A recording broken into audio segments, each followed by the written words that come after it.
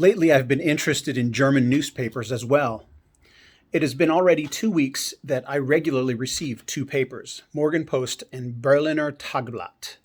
Despite the fact that I have great difficulty understanding the language, I don't mind being provided with these papers since my request for receiving newspapers in other languages was denied, with the explanation that as yet I was not allowed to have access to foreign publications.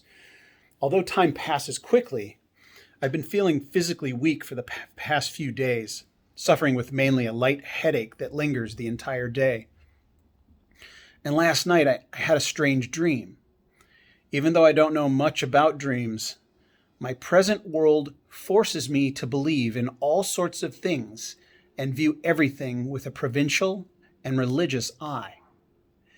In my dream, I saw that my hair had turned white.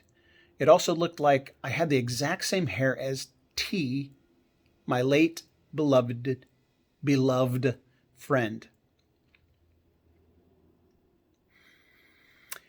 This is the entry from Soghomon Tehlirian's prison diary dated May 12th, 1921. So as of this past May 12th, that was 100 years ago. This also happens to be the final entry in his prison diary. Now, coming up in 2 weeks on June 3rd is the, I was looking over there.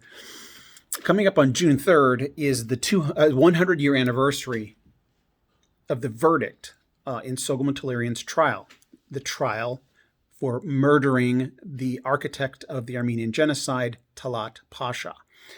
And if you're watching this, you probably know what that verdict was. But for the next 2 weeks leading up to that, I'm going to be reading other excerpts from his diary and just sharing my thoughts. There's a guy, not everybody that I've run into that knows what I'm working on, getting this story told, is in favor of it. Every single person that I have met personally and talked to about it is absolutely in favor and on board with this project, except for one. There's one person, I'm not going to disclose who that person is, but that person is actually hostile to what I'm doing. And that person knows the story, and that person actually claims to have read the prison diary. And that person commented when I mentioned to him that not only are we publishing the translation of the memoir, but we're also publishing the translation of the prison diary. And he said, I've read the prison diary. It doesn't disclose anything interesting.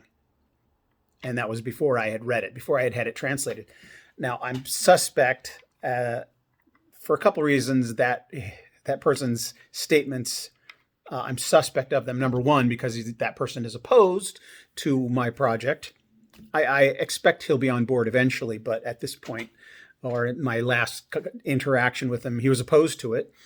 I won't go into why, but saying that I've read the prison diary, I don't think that person speaks Armenian or reads Armenian as fluently as would be required to understand Soghomon's grasp of the language. Also, the prison diary is written in cursive, it's handwritten, and it's only accessible in the archive in Yerevan. And I know for a fact he has not accessed that archive. There's one page that's printed that's on display at the museum, the Genocide Museum in Yerevan.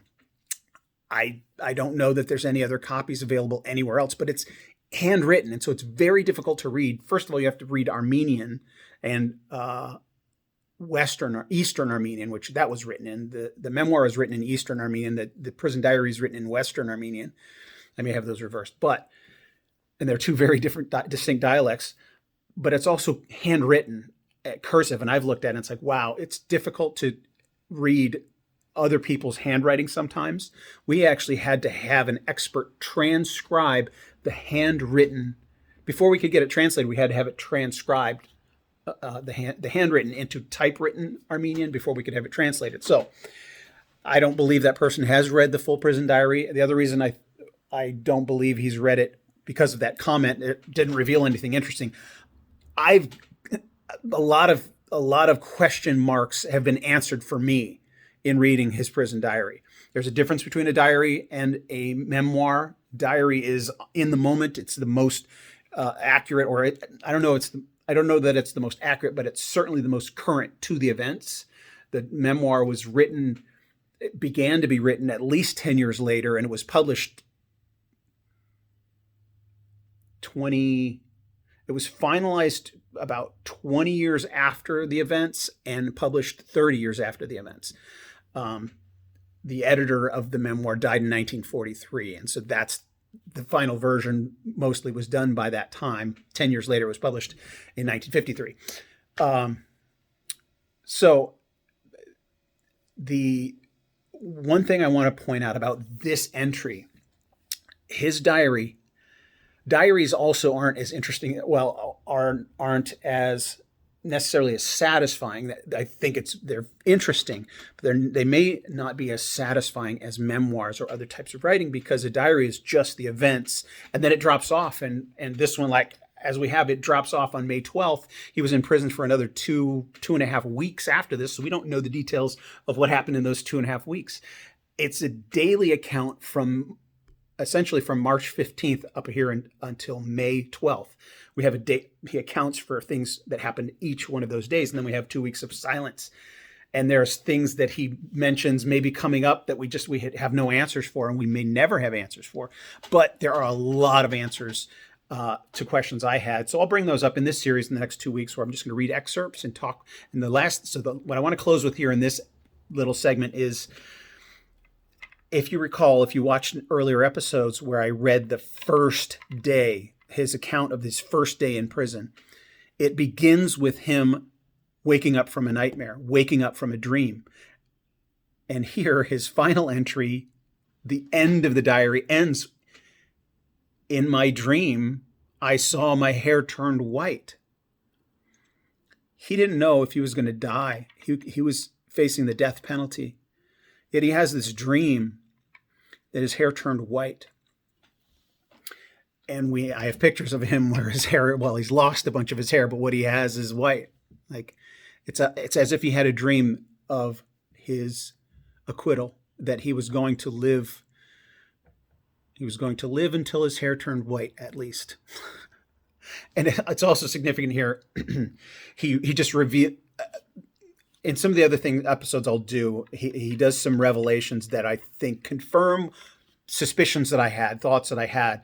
And one right here in particular, here at the end, he says, "Even though I don't know much about dreams, my present world forces me to believe in all sorts of strange things and view everything with a provincial and religious eye."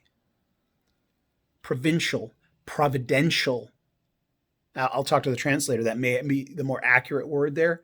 Providential, which means essentially God is in control. The religious eye, like these things happen for a reason, that there is something going on here that is beyond my control. Like Soghomon, that's my conviction, is he was God's hand of justice in a circumstance that justice was not going to be served. God said, "Oh yeah, I'm going to pick this guy and I'm going to send him, and he's going to do this great thing for the godly people." Like God's chosen, the Armenians, the first Christian nation. All right, so that's just a confirmation of like he himself saying it, the last entry in his prison diary. All right, subscribe and share, and I'll try to put entries from the diary up for the next 2 weeks. Subscribe and share. Oh, and like and comment.